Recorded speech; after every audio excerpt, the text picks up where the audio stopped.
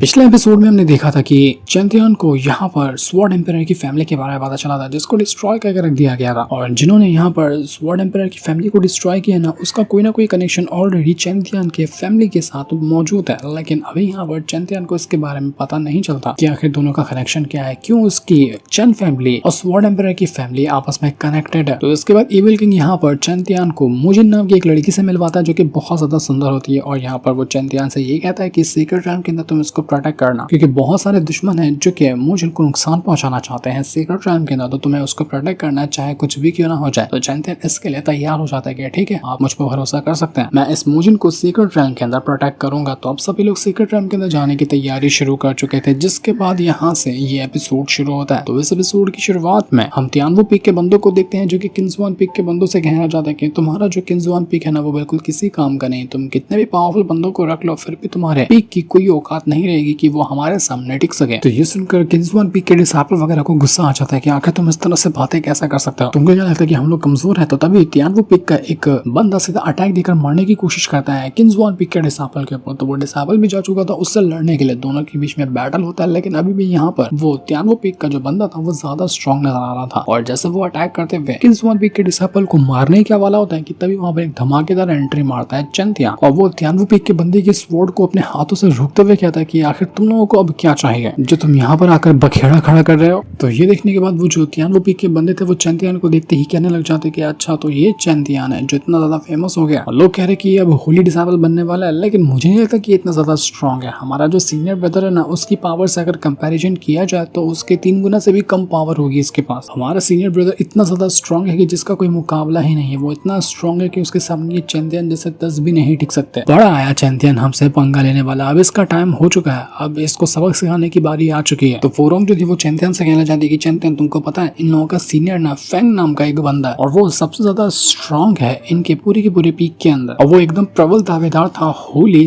Disciple बनने के। लेकिन अब जब यहाँ पर सभी को ये पता चल चुका है कि अब तुम यहाँ पर होली डिसाइपल बनने वाले हो, तो इस वजह से ये जो फैंग है ना, उसका दिमाग बौखलाया हुआ है। वो बस इस चीज की तलाश में है कि कब उसको मौका मिले और कब वो तुम्हें परेशान करे। तो देखो, इनकी बातें मत मानना, ये जो भी कहते हैं थोड़ा बहुत सुन के ले लेना, वरना ये लोग बिना मतलब के तुम्हें परेशान करने के लिए आ जाएंगे। मुझे तियानवो पीक के बंदे थे वो चैंपियन को और ज्यादा उकसाने की कोशिश कर रहे कि यार तुम नल्ले निकम्मे कहीं के, तुमसे कुछ ना होने वाला, बड़ा है अपने आपको 30 मार खां समझने वाला, तुमसे कुछ नहीं हो पाएगा। हमारा सीनियर ब्रदर फैंग जो है वो इतना स्ट्रॉन्ग है कि तेरे जैसे को तो अपने बाएं हाथ पे नचाते फिरता है वो। तो ये सुनकर चैंपियन को काफी ज्यादा गुस्सा आ जाता है। वो जो बंदा कुछ ज्यादा ही बोल रहा था उसको पकड़ते हुए कहता है कि तुझे अपने सीनियर ब्रदर फैंग के ऊपर कुछ ज्यादा ही घमंड है ना, तो उससे कहते ना कि वो आके मुझसे मिले, जिधर कहेगा मैं उधर आ जाऊंगा उसकी वाट लगाने के लिए और उसको उसकी औकात दिखाने के लिए। तो अब देखते ही देखते बैटल की यहाँ पर तैयारी शुरू कर दी गई थी, क्योंकि चैंपियन ने सीधा चैलेंज कर दिया था उस फैंग को ना। तो अब वहाँ पर फैंग और चैंपियन के बीच में एक बैटल होगा। सभी लोग बैटल देखने के लिए आ जाते हैं, और वो लोग ये कहने लगे थे कि अगर बाय चांस यहाँ चैंपियन हार जाता है ना, तो किंग्सवान पीक के जो मास्टर है, जो कि अब यहाँ पर चैंपियन को होली डिसाइपल बनाने के बारे में सोच रहे हैं, वो अपना सोचना बंद कर देंगे, क्योंकि उनको समझ में आ जाएगा कि उनका सेलेक्ट किया हुआ डिसाइपल किसी काम का नहीं है। तो आखिर वो उसको होली डिसाइपल कैसे बना सकते हैं, और उसके बाद कोई बचेगा ही नहीं जो कि सीमा फैंग को टक्कर दे सके ऐसा होली डिसाइपल बनने में। और उसके बाद तो सीमा ही बनने वाला है इस सेट का होली डिसाइपल, क्योंकि उस फैंग का नाम सीमा फैंग है। तो इस फाइट को देखने के लिए वहाँ पर एक और लड़की भी आती है, जो कि काफी ज्यादा सुंदर लग रही थी। लोग कहना चाहते हैं कि ये लड़की तो बहुत ज्यादा सुंदर है, लेकिन फिर भी जितना कि मुजिन खास है ना, उतनी ज्यादा ये खास नहीं है, क्योंकि मुजिन की बात ही अलग है। ये जो लड़की भी यहाँ पर आई थी वो उसी फैंग के साथ आई हुई होती है, क्योंकि फैंग भी वहाँ पर एंट्री मार चुका था चैंपियन से लड़ने के लिए। सारे के सारे लोग इस बैटल को देखने के लिए पहुंच चुके थे, क्योंकि ये बैटल बहुत ज्यादा कमाल का हो सकता है। अब चैलेंज किया है चैंपियन ने, तो उसको अपनी रेपुटेशन के हिसाब से परफॉर्मेंस तो दिखाना ही पड़ेगा। वहाँ पर मुजिन और तियानजी भी होते हैं, जो कि ये देखकर कहना लग जाते हैं कि आखिर ये फैंग अपने आप को समझता क्या है कि वो किससे भी चैलेंज ले लेगा, उसको हरा पाएगा। हर बार ये जीतता हुआ है, लेकिन मुझे आज नहीं लगता कि यहाँ पर वो चैंपियन को हरा पाएगा। लेकिन तियानजी को भी इस चीज की टेंशन थी कि ये फैंग भी कोई कमजोर नहीं है, ये बहुत ज्यादा स्ट्रॉन्ग है, तो उसको हराना चैंपियन के लिए बहुत ज्यादा टफ होने वाला है। मास्टर वगैरह तो कहने लग जाते हैं कि हमें तो लगता है कि ये पूरा एक ट्रैप बना कर रखा गया है चैंपियन के लिए, ताकि चैंपियन इस ट्रैप के अंदर फंस जाए, और जो सभी लोग सोच रहे हैं कि चैंपियन बनेगा होली डिसाइपल, वो ये ना बन पाए, और उससे पहले उसकी जान ले ली जाएगी, जो कि अब यहाँ पर फैंग करने वाला है। चैंपियन को ये चैलेंज नहीं करना चाहिए था फैंग को, उसने अपने पैर पे कुल्हाड़ी मार ली ये करके। जिसके बाद वहाँ पर एंट्री मारता है चैंपियन, वो भी एक धमाकेदार एंट्री मारता हुए यहाँ पर आया था, और कहने लग जाता है कि आज तो बहुत सारे लोग आए हैं इस बैटल को देखने के लिए, अब तो मजा आएगा इस बैटल को जीतने में। तो फैंग जो था वो कहने लग जाता है चैंपियन से कि चैंपियन, मुझे समझ नहीं आ रहा कि तेरे अंदर ऐसी क्या खास बात है, क्या खासियत है तेरे अंदर कि लोग तुझे इतने ज्यादा पसंद करने करने लग गए। यहाँ तक कि एविल किंग ने भी तुझे अपना डिसेबल बनाया और वो तुझे अपना होली डिसेबल बनाने के लिए तैयार हो चुके हैं। लेकिन अभी तक मुझे ये बात समझ नहीं आ रही कि तूने आखिर कितना कुछ सीख लिया, तूने आखिर क्या तीर मार लिया, क्या उखाड़ लिया तूने जो तुझे इतनी सारी पोजीशन इतनी जल्दी मिल रही है। इसलिए आज मैं यहाँ पर तुझसे फाइट करने के लिए आया हूँ ताकि तुझे हराने के बाद ये साबित कर सकूं कि असल में तो होली डिसेबल बनने का हकदार सिर्फ मैं हूँ। इस पूरे के पूरे सेक्ट के अंदर मेरे अलावा कोई भी ये पोजीशन हासिल नहीं कर सकता। चैंपियन कहता है कि एक काम कर, अगर तुझे बकवास ही करनी है ना तो साइड में जाकर बकवास कर ले, क्योंकि मैं यहाँ पर तेरी बकवास सुनने नहीं तुझसे फाइट करने के लिए आया हूँ। मैं जानता हूँ कि लोगों के अंदर कुछ अलग ही खलबली मची हुई है जब से यहाँ पर मुझे नॉमिनेट किया गया है होली डिसेबल बनने के लिए। लोग अजीब ही यहाँ पर सोच में पड़ गए हैं कि आखिर में अंदर खास बात क्या है जो मुझे इतनी सारी चीजें मिलते जा रही है। तो मैं सबके सामने यही बताना चाहता हूँ कि अगर किसी को भी ऐसा लगता है कि मेरे अंदर कोई खासियत नहीं है तो बिंदास मुझसे चैलेंज कर सकता है। और मैं ये नहीं कह रहा कि वो लोग एक के बाद एक करते हुए आए और मुझसे चैलेंज करे, मुझसे लड़कर साबित करने की कोशिश करे कि मेरे पास पावर नहीं है। मैं अभी यहाँ पर सबको चैलेंज दे रहा हूँ कि इस सेट के अंदर जिसको भी मुझ पर डाउट है कि हाँ मैं उतना ज्यादा स्ट्रांग नहीं हूँ उस होली डिसेबल की पोजीशन हासिल करने के लिए, तो वो सारे के सारे इंसान एक बार के अंदर मुझे चैलेंज कर सकता है। मैं सारे लोगों से आज ही फाइट करना चाहता हूँ। अगर किसी के अंदर भी डाउट है तो आए बैटल एरिना के अंदर मैं उससे लड़ने के लिए तैयार हूँ। तो यहाँ पर वो जो फैंग था चैंपियन से कहना चाहता है कि लगता है कि तू ज्यादा ही कॉन्फिडेंट हो गया अपनी पावर के ऊपर। तू सोच रहा है कि तू यहाँ पर ऐसी बातें करके ऑरा फार्मिंग कर लेगा। अभी तेरे ऑरा का सारा भरता बनाता हूँ मैं। इतना उछल रहा ना कि तू ये उखाड़ सकता है वो उखाड़ सकता है, सब के सामने मैं तेरी बेइज्जती करूंगा, वो भी अकेले, मुझे किसी और की जरूरत भी नहीं है। चंदन यहाँ पर उस फैंग से कहना चाहते हैं कि देख मैं तुझे एक बात बताना चाहता हूँ कि तू मेरा टारगेट है ही नहीं। मैं यहाँ पर सबके सामने खुला चैलेंज कर रहा हूँ होली डिसेबल बनने के। मैं चैलेंज करता हूँ कि जितने भी लोग यहाँ पर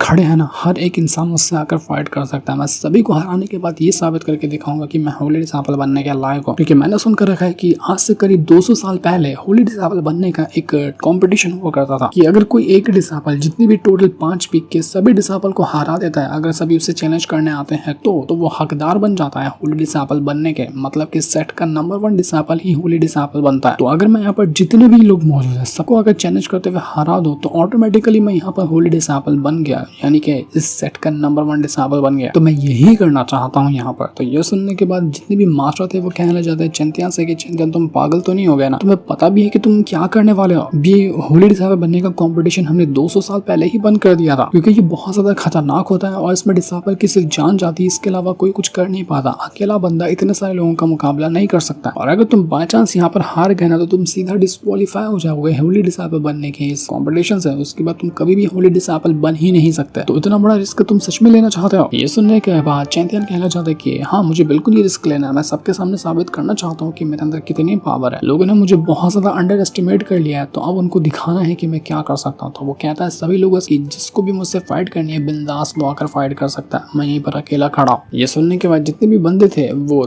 पीक के वो तो उनका दिमाग ही खराब हो जाता है। वो कहना चाहता है चैंपियन से कि तू अपने आप को आखिर समझता क्या कि तेरा मुकाबला कोई भी नहीं कर सकता, तू सबसे ज्यादा कमाल का है। अभी तुझे हम यहाँ पर सबक सिखाते हैं। वो सीधा जा चुके थे चैंपियन के ऊपर अटैक करने के लिए, लेकिन चैंपियन अपने मल्टीपल स्लैश का यूज करते हुए एक बार के अंदर कई सारे डिसेबल को ढेर कर देता है। वो वहीं पर खड़ा था, उसका कुछ भी नहीं हुआ बल्कि वहां पर सारे के सारे डिसेबल बिल्कुल ढेर हो चुके थे। ये देखकर सभी कहने लग जाते कि आखिर इस चैंपियन ने खा क्या लिया है इतने कम टाइम के अंदर जो इतनी जल्दी इतना स्ट्रॉन्ग बन गया है। तो मार्शल वेनरेबल रैंक के पीक पर पहुंच चुका है। अभी इससे कुछ दिन पहले तो ये मार्शल वेनरेबल रैंक के 6 स्टेज में मौजूद था, इतनी जल्दी ये उसके पीक पर कैसे चला गया। तो इस चीज को देखने के बाद वो जो सीमा फैंग था वो चैंपियन के पास आता है और कहना चाहता है कि अभी तो तूने बस 2-4 मामूली से डिसेबल को मारा ना, अब मेरी बारी है, मैं तुझे दिखाता हूँ कि मैं क्या कर सकता हूँ। तुरंत अपनी पावर को यूज करता है और किसी सोल फ्यूजन टेक्निक को एक्टिवेट कर चुका था जिस वजह से उसकी मार्शल स्पिरिट जो होती है वो वहां पर एक्टिवेट हो जाती है और उसके जरिए वो चैंपियन के ऊपर अटैक करने के लिए तैयार था। वो अपने सोल फ्यूजन की पावर यूज करता है, डिवाइन ब्लेड की पावर को यूज करता है और उसके बाद वो चैंपियन के ऊपर अटैक करने को तैयार था। जितने भी लोग यहाँ पर मौजूद थे वो कहने लग जाते हैं कि जरा देखो तो कितनी ज्यादा पावर है इस फैंग के अंदर। फैंग बहुत ज्यादा कमाल का। 3 साल पहले तो ये होली डिसेबल बनने का पूरी तरह से दावेदार हो चुका था और इसने अकेले दम पर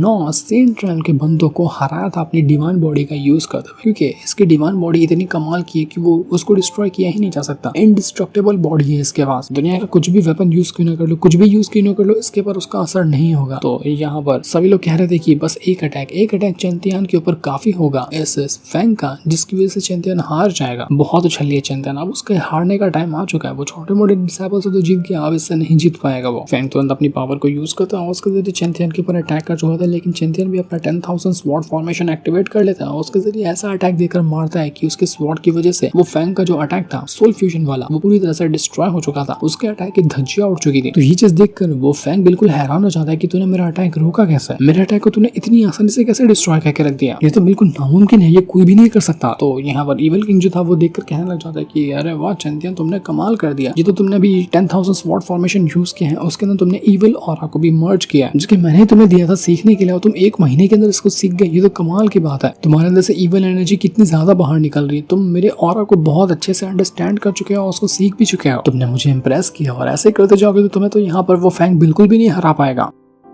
चैंपियन एक के बाद एक करते हुए फैंग के ऊपर कई सारे अटैक करता और फैंग की यहाँ पर हालत खराब होने लग गई थी। कितने भी अटैक क्यों ना कर ले फैंग, उसके अटैक का असर उतना कुछ हो नहीं रहा था और चैंपियन उसकी बजाय जा रहा होता है। फैंग को समझ नहीं आ रहा था कि ये हो क्या रहा है, ये कैसे पॉसिबल है। चैंपियन यहाँ पर आकर कहना चाहता है बाकियों से कि देखो मैंने पहले भी कहा है कि जितने लोगों को फाइट करनी है एक साथ मुझसे आकर फाइट कर सकता, तो क्या बस सारे लोग पीछे क्यों हट रहे हैं, कोई भी मुझसे फाइट करने के लिए आ क्यों नहीं रहा, क्या सब लोग ऐसे ही सरेंडर कर चुके हैं और मुझसे फाइट करना नहीं चाहते, क्योंकि मेरे पास ज्यादा टाइम नहीं है एक बंदे से फाइट करने में, मैं एक बंदे के साथ इतनी ज्यादा फाइट करके अपना टाइम वेस्ट नहीं करना चाहता। तो ये सुनने के बाद वो फैंग कहने लग जाता है कि तुझे लगता क्या है कि तू इतनी आसानी से मुझे हरा देगा, और तू जीत गया इतनी आसानी से, कभी भी नहीं, मैं ऐसा होने ही नहीं दूंगा, मैं तुझे अपनी आंखों से कभी भी वो होली डिसाइपल बनते हुए नहीं देख सकता। वो वापस से अपनी पावर को यूज करता और पावर को यूज करने के बाद चैंपियन से लड़ने के लिए वो तैयार हो चुका था, लेकिन चैंपियन उसको देखकर कहता है कि तेरी जितनी पावर है ना, मैं सच बता रहा हूँ, मैं तुझे अपना अपोनेंट भी नहीं कह सकता, तू इतना ज्यादा कमजोर है मेरे सामने, तो इतनी कम पावर लेकर मेरे सामने मत आया कर, फाइट करने नहीं आते तो मेरे सामने आता क्यों है। चैंपियन वापस अपनी पावर को एक्टिवेट करता, पावर को एक्टिवेट करने के बाद वो फिर से जा चुका था उसी फैंग के साथ फाइट करने के लिए, और अब देखते ही देखते चैंपियन उसको इतना बुरी तरीके से मारता है कि उसकी हालत खराब हो चुकी थी। चैंपियन ने अपनी स्वॉर्ड को एक्टिवेट किया और स्वॉर्ड एक्टिवेट करने के बाद वो इविल किंग की जो पावर होती है उसको यूज कर लेता है। इविल किंग का इविल ऑरा वो यूज कर चुका था और उसके जरिए वो बहुत ब्रूटल अटैक देकर मार देता है उस फैंग के ऊपर। वो फैंग यहाँ पर अपनी पावर का यूज करते हुए उस अटैक को रोकने की कोशिश करता है, अपनी सोल को बाहर निकाल लेता है और जितना हो सकता था उतने अटैक करने की कोशिश करता है चैंपियन के ऊपर, लेकिन मजाल है कि उसका एक भी अटैक यहाँ कुछ कर पाया। चैंपियन ने उसके हर एक अटैक को डिस्ट्रॉय किया था और फैंग की हालत खराब होने लग जाती है। वो पूरी जान लगा चुका था कि किसी भी तरह से वो चैंपियन को रोक सके, वरना चैंपियन उसकी जान ले लेगा, लेकिन चैंपियन को रोक पाना उसके लिए नामुमकिन लग रहा होता है। जितने भी वो अटैक करता है उसके हर एक अटैक डिस्ट्रॉय होते जाते हैं और चैंपियन यहाँ पर खड़े खड़े उसकी वाट लगा चुका था। एक भी अटैक उस फैंग का चैंपियन के ऊपर असर भी नहीं किया और सबके सामने बेइज्जती करके रख दी थी चैंपियन ने उस फैंग की। ऐसा लग रहा था कि वो फैंग वहां पर मारा ही जा चुका है। जितनी भी वो पीक के बंदे थे ना, वो लोग कहने लग जाते कि नहीं ये नहीं हो सकता, ये हम क्या देख रहे हैं अपनी आंखों से कि हमारा सीनियर ब्रदर फैंग इतनी आसानी से मारा गया क्या, वो मर गया क्या। अगर नहीं भी मरा है तो चैंपियन ने एक अटैक के अंदर एक ही अपना स्वॉर्ड से अटैक क्या किया कि